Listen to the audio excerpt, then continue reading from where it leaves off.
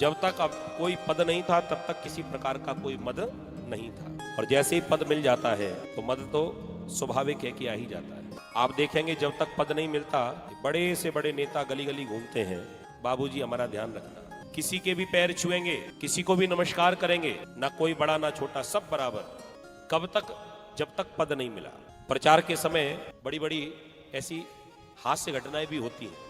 अच्छा, कुछ पार्टियां ऐसी हैं जिनके चिन्ह निश्चित हैं, लेकिन अपने ग्रामीण अंचल में जब इस लेवल पर, गांव के लेवल पर जब कोई चुनाव होता है तो उसका जो चिन्ह है वो हमारे यहाँ कलेक्टर देते हैं। तो एक बार कहीं हम कथा कर रहे थे, चुनाव का ही समय था, तो एक सज्जन आए और वो आकर कहने लगे, महाराज हम कार पर खड़े हैं, हमें आशीर्वाद दीजिए। मैंने उनसे ऐसे ही पूछ लिया, जब कार ही है तुम्हारे पास तो खड़े काहे को? अब पूरी बात बताई नहीं कि हमारा चुनाव चिन्ह है कार।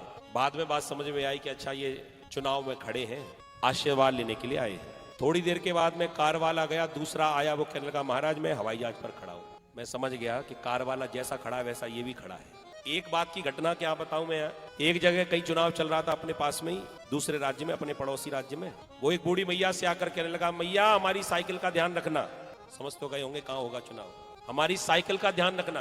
बूढ़ी मैया कहने लगी, बेटा जमानो खराब है, तारो डार के रख जा, यहाँ काऊ की बरिश है, कोई जिम्मेदारी ना, कोई जिम्मेदारी ना मेरी। तो ऐसे ऐसे चुनाव के समय पर तो मैं कहना यह चाह रहा हूं कि जब तक पद नहीं है तब तक किसी प्रकार का कोई मद नहीं, और जैसे ही पद प्राप्त हो जाए, आप ईमानदारी से बताओ 5 साल तक तुम्हें कभी कहीं किसी गली में घूमते हुए मिलेंगे आपको? और ये बात तो आज की है, लेकिन इसको लिखा कितना पहले गया, प्रभुता पाए ताए मद नाही, रामायण में कितने वर्ष पहले लिख दिया गया ये बात।